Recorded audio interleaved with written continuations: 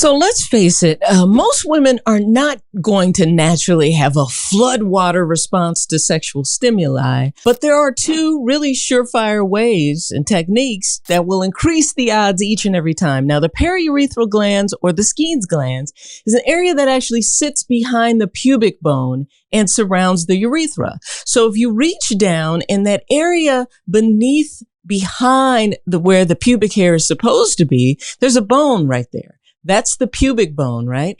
Now, the front of that pubic bone is connected to the deep fascia of the clitoris. Now, if you press the front of the pubic bone or that area right behind it, it feels fantastic because the deep tissues of the clitoris are right there. And the back of that pubic bone is connected to the periurethral glands, the female prostate. So if you're using your finger to explore, you naturally can't go wrong angling upwards and sometimes angling up towards the pubic bone, because you're actually going to stimulate the periurethral glands, which sits on top of the vaginal wall, right? Is that making sense? So if we take it one step further, and like if I have a little model that I made of the clitoris really is much bigger than you think it's going to be. You take the clitoris, and so if all of this blue and purple is the clitoris, right? So you got the clitoris up top, you got the clitoris forming the walls of the vagina, and you're stimulating from inside, because remember, the clitoris makes up the sensitive parts of the vaginal tissue. You start to see why angling upward feels so great. And remember, this area is sitting right behind the pubic bone. So that's why grinding and dancing can actually feel so great, right? Because of this anatomy. Almost 3/4 of women say they don't have orgasm when they're having penetrative sex, let alone squirting. So here is a really small fix that if you stimulate the periurethral glands and the clitoris by switching the focus to have a rhythmic movement and stroke angled upward, and to make sure that there's always going to be some form of pressure in the clitoral areas, even if squirting isn't in the cards, the results will be way more explosive than if you don't. Right? So always make sure that there's some level of clitoral pressure, clitoral friction, or clitoral stimulation to get things going.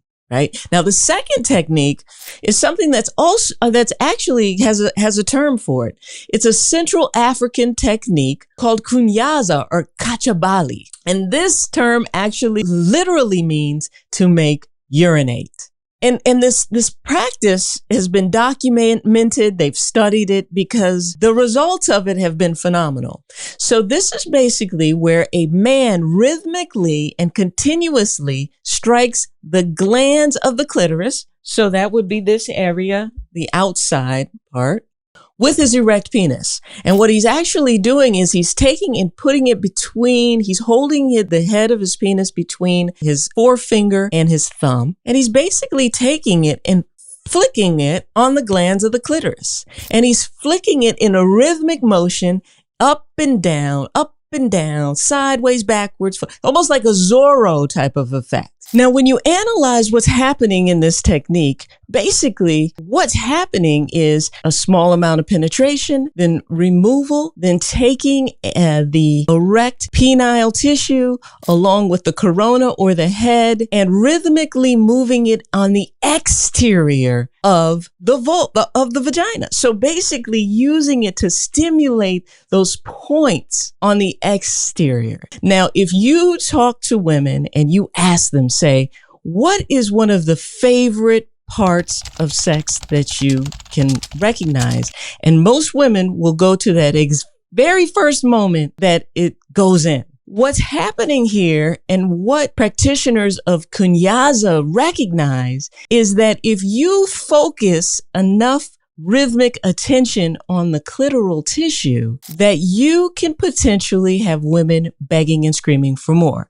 So this technique that they've actually documented that they're passing down from generation to generation is actually about And it came about historically because women were basically saying, yeah, this is great, but it's not really getting me there. So this technique kind of caught on like wildfire.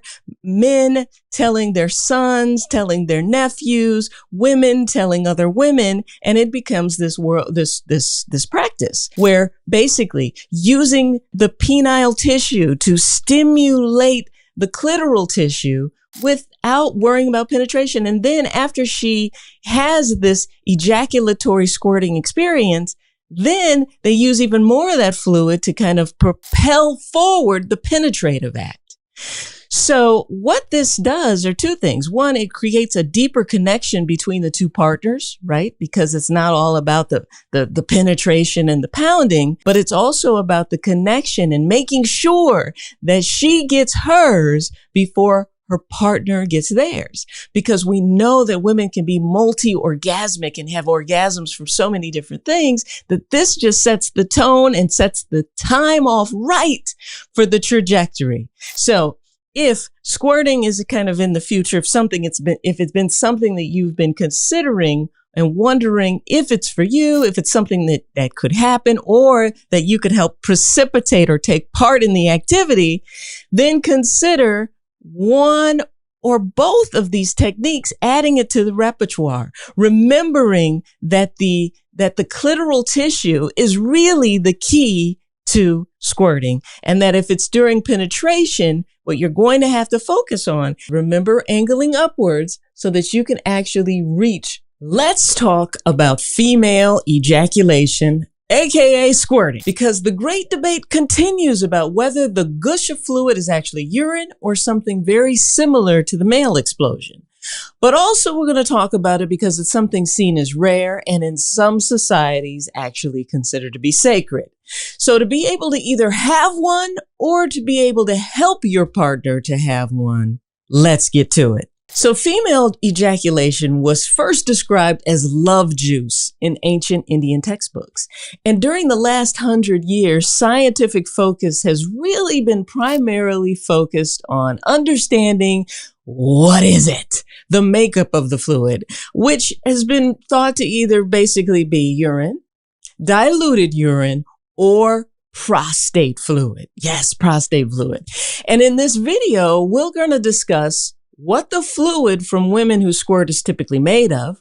We'll also discuss the anatomy that makes squirting possible, because let's face it, not all women are able. And lastly, we'll discuss two surefire sexual techniques to precipitate geyser-like activity right down there. So let's get into it. So first, let's take a look at this study. Now, although it only follows 2 women, this study shines some great light on this much debated topic of to pee or not to pee.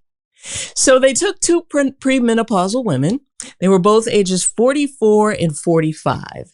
And these were women who reported that they were able to explode and squirt during orgasms. So they took the samples of their urine before they had sex, and then they actually had to masturbate to get a second sample, which was female ejaculate or their squirting fluid.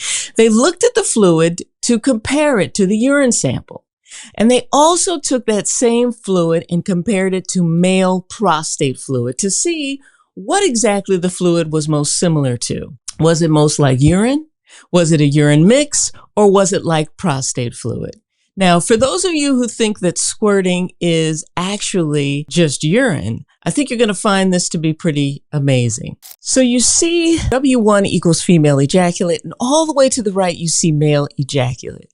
What you notice, look at the level of PSA or prostatic fluid in female ejaculate, 213, 105, and in male ejaculate, it's between 110 upwards to 2000, right? So there's lots of PSA supporting the fact that this is prostate fluid. And if you notice, comparing the female ejaculate to the voided urine, there aren't a ton of similarities. But what it does appear, based off of this study, is that it's a mix between prostate fluid and some urine, but more similar to prostate fluid than it is to urine. Okay, so I think it's safe to say that when we were looking at these two ladies, the revelation there is that it is close to prostate fluid. Now, most scientific literature distinguishes female ejaculation and squirting as two distinct events with different contexts. Squirting is explained as consisting of a larger amount of water-like liquid, similar to urine, expelled from the urethra. Now, whereas female ejaculation is explained as being a smaller amount, only a few millimeters, like a thick, milky substance, very similar in consistency to male ejaculate, and is thought to originate from prostate glands. The prostate glands in ladies is actually referred to as periurethral glands. These are glands that actually are surrounding the urethra. Now, you've heard of periurethral glands probably before. Another name for them are Skene's ducts or glands, vestibular glands, periurethral glands, periurethral glands, but they're all basically referencing the same structure right here. So if you look here, what you'll see is the clitoris up top. You'll see a urethral opening there, but what's not in this diagram that is missing from a lot, right next to the urethral opening on both sides, there's going to be a small little opening. And those two areas are considered the Skene's ducts, the periurethral glands, the vestibular glands, whatever you want to call it. This seems to be the opening area. And so there's a little bit of back and forth as to where this ejaculate or squirting fluid is actually coming from. Is it coming straight from the urethra, which is where urine comes out? Is it coming from the two glands to the sides of it? And a 2015 scientific article actually really concluded, after testing the squirting fluid from about 7 different women, they actually concluded that it was an involuntary explosion of urine during sexual activity. So this back in 2015, this study was so popular that women's magazines around the world had headlines like "Squirting is just pee," say scientists. And it really threw things off with the squirting movement, because how can this glorious fluid just be pee? So let me show you a model of the reproductive tract that I put together. Now, this is a homemade model. And what you're looking at here is, this would be considered the vaginal opening, right? This would be considered the vaginal opening. Sitting on top, this would be considered the urethral opening. So if I put this model back up here for you, I want you to see urethral opening, vaginal opening, right? And then this up here is going to be considered the bladder. So what you're looking at in this model is surrounding the urethra. This colored part represents the periurethral glands. Now, the periurethral glands are a gland-like system that sits around the urethra, and as sexual stimulation occurs, these glands actually start to get full. And those two openings that I talk about that you can actually see when you're looking at the vulva of a woman are the outside communicating part of the ducts. So these ducts lie surrounding the urethra, and as stimulation is occurring inside and angling upwards, you're actually stimulating the periurethral glands that are wrapped around the urethra. This is why if you angle upwards, you can actually feel kind of an urge to urinate, because there's pressure on the bladder, because the urethra is the communicating tube from the bladder. So just like the prostate encircles the male urethra, the periurethral glands actually circulate and encircle the urethra in the lady. Now, the interesting thing about this is, as the clitoris swells and as these periurethral glands swell, blood flow is coming to the area. This glandular system is becoming engorged with fluid.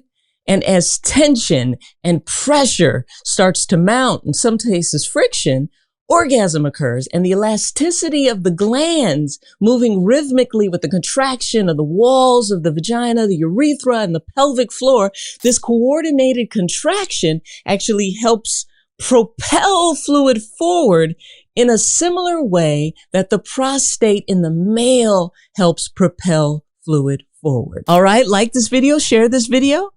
I'll see you next time.